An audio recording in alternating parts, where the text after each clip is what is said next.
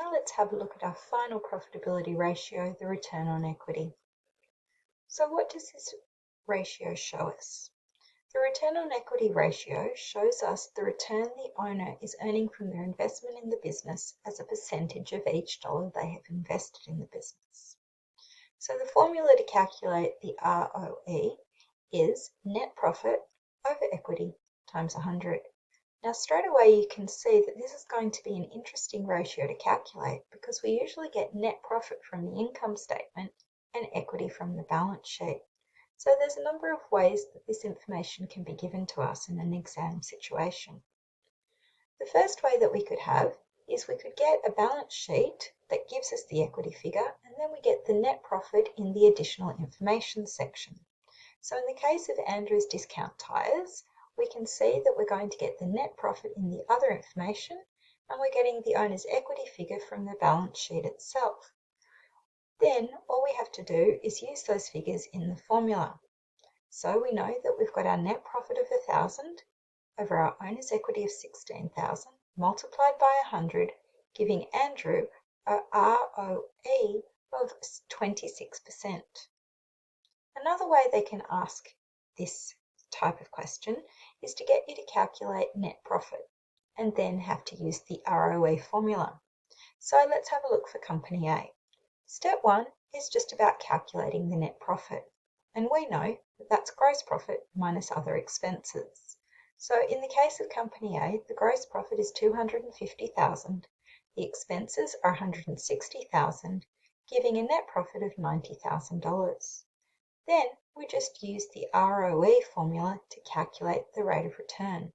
So we know that our net profit is $90,000 over our equity of $450,000 multiplied by 100, giving a return on equity of 20% for that business. Another and slightly more challenging way that they can give you this information is to give you a series of different accounts and get you to use them to calculate net profit before working out the return on equity.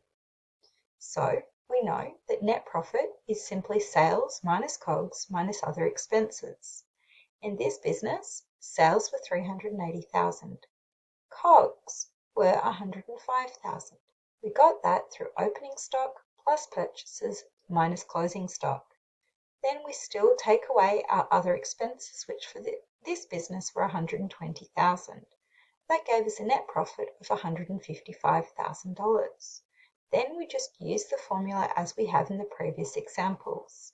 We know that it's net profit over equity times 100. So for this business, the net profit was 155,000 over our equity, which was 50,000, multiplied by 100, giving the owner an outstanding return of 310%, which seems like it wouldn't be right, but in reality, all it's saying is that the owner is getting $3.10 back for every dollar they've invested in the business, an excellent business to invest in. Another way we could be asked to calculate this type of ratio is they could change the label in the balance sheet from retained profit to net profit.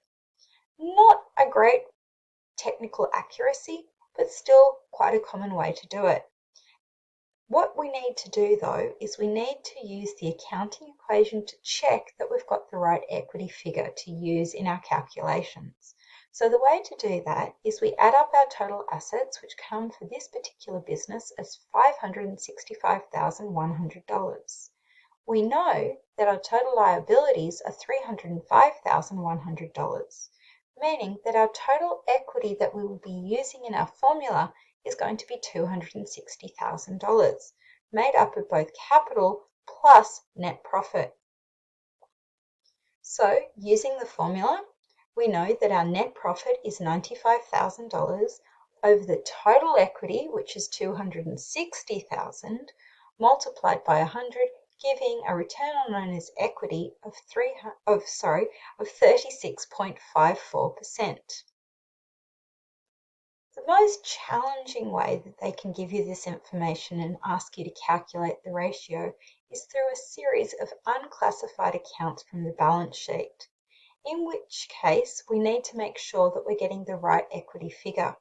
Step 1 Let's use the accounting equation to check what the actual equity figure is. In this case, assets are $305,000 and they're there highlighted in orange.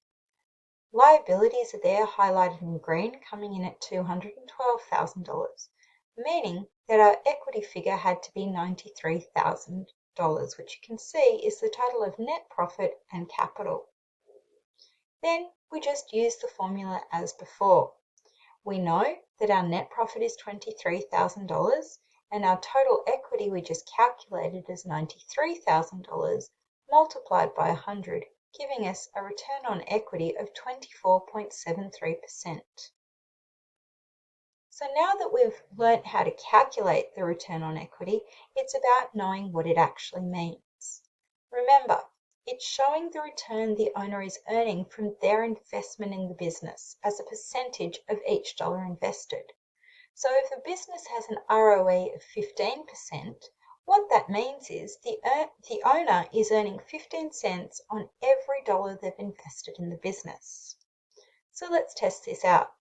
If a business has an ROE of 10%, that means the owner is earning 10 cents for every dollar that they have invested in the business. If the ROE is 5%, the owner is earning 5 cents for every dollar they've invested in the business.